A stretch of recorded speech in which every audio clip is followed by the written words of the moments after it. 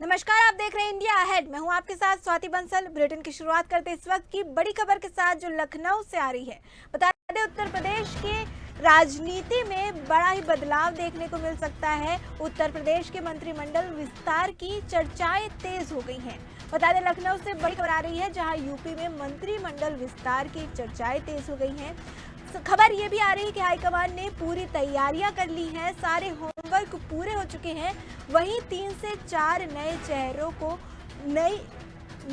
को मिल सकती है जगह। वहीं हाईकमान ने पूरा कर लिया होमवर्क। बता रहे सूत्रों के हवाले से एक खबर सामने आ रही है, जहां पर मंत्रिमंडल का विस्तार होने वाला है। उत्तर प्रदेश में मंत्रिमंडल विस्तार होने वाला है।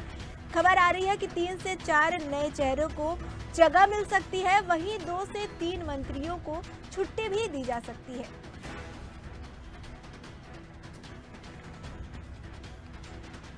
इस खबर में ज्यादा जानकारी के साथ हमारे साथ जुड़ चुकी है संवाददाता जया लखनऊ से।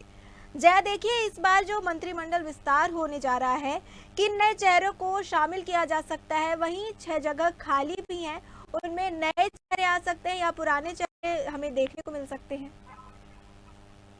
और देखिए, सबसे बड़ी बात है कि लगातार इस बात का कयास लगाया जा रहा था कि उत्तर प्रदेश मंत्रिमंडल का विस्तार होगा, और ऐसे में अब जो है कहीं ना कहीं कयास पे भी मुहर लगाते कहीं ना कहीं अब जो संगठन वो नजर आ रहा है, क्योंकि अभी तक फिलहाल तो जिलाध्यक्षों की सूची जारी करनी थी। जिलाध्यक्षों की सूची अभी तक जारी नहीं हुई है, क्योंकि लगातार महाकुंभ की वजह से या फिर विधानसभा चुनाव की वजह से जो सूची है वो अटकी हुई थी। लेकिन अब माना जा रहा है कि 10 जिलाध्यक्षों की सूची जारी की जाएगी। इसके बाद प्रदेश अध्यक्ष की नियुक्ति के बाद मंत्रिमंडल किया जाएगा। लेकिन सबसे बड़ी बात इस समय ये बना हुआ है कौन मंत्री बनेगा और किसकी छुट्टी होगी मंत्रालय से। तो अभी फिलहाल इसको लेकर किसी तरह का भी नाम ऐसा करके कोई सामने नहीं आया, लेकिन फिलहाल चर्चा का विषय बना हुआ माना जा रहा है कि मुरादाबाद की पुरंदर की सीट से उपचुनाव में आपने देखा कि कैसे रामवीर सिंह चुनाव जीत कर आए हैं।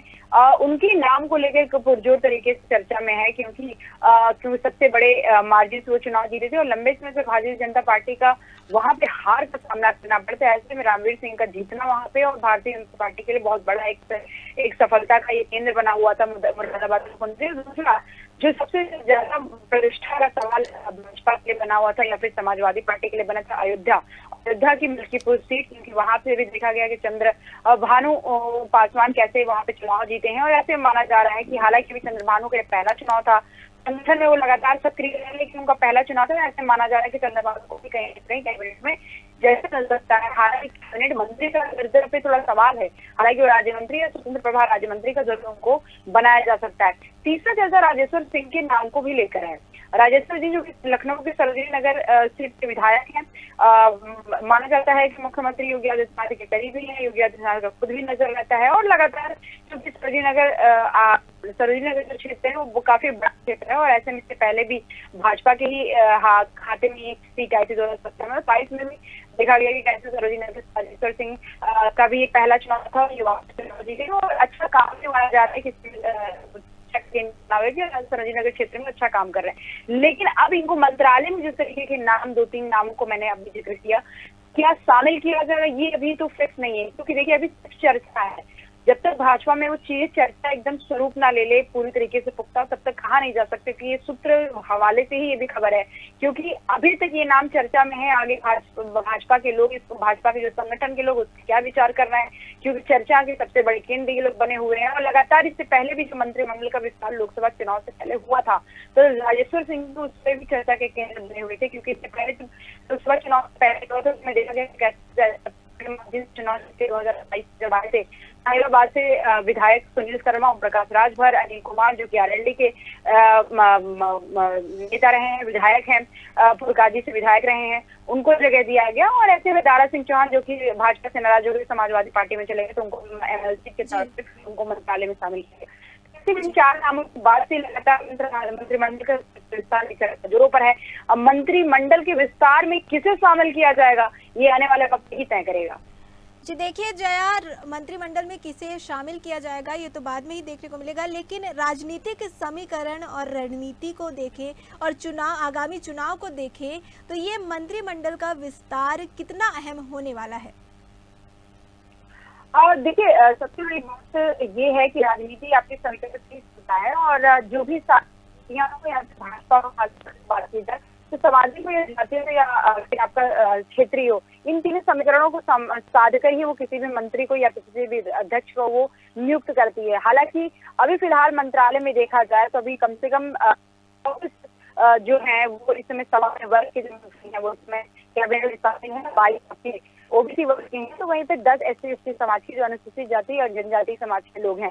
हालांकि अब इन मंत्रालय में इनसे किन समाज का कितना बढ़ेगा ये अब आने वाला समय तय करेगा, क्योंकि कहीं ना कहीं अब जिस तरीके से अखिलेश यादव की बात कर रहे हैं तो ऐसे में लाजमी बात है कि हर समाज को साझने की कोशिश की जाएगी कि एक कहीं ना कहीं ये भी कोशिश हो सकता है कि एक सामान्य वर्ग से लिया जाए, एक ओबीसी वर्ग से लिया जाए, एक अन्य वर्ग से ले लिया जाए, ताकि किसी भी समाज के लोगों में किसी तरीके का अफवाह न फैल सके, किसी तरीके का ये न कहा जा सके कि भाजपा में हमारा सम्मान नहीं या एक पीढ़ी का सम्मान नहीं, क्योंकि कहीं ना कहीं अब विपक्षी पार्टियां भी मेहरबानी करेंगी, वो भी दिखेंगे गौर से कि किस तरीके से भारतीय जनता पार्टी मंत्रिमंडल का करती है, तो किसे जगह देती है, किसे जगह नहीं देती है। तो जातिवाद का राजनीति करता है और जातिवाद की राजनीति में ऐसा नहीं है कि भाजपा कभी पीछे रही है और भाजपा इससे पीछे नहीं रहेगी, क्योंकि वो लगातार समीकरणों को साध रही है, समीकरणों को बना रही है। क्योंकि पर्यवेक्षक जो रहे हैं विनोद तावड़े राष्ट्रीय स्तर पर प्रदेश के संगठन चुनाव में पर्यवेक्षक है विनोद तावड़े, तो जब आए थे इससे पिछले दिनों बैठक में मंत्रिमंडल में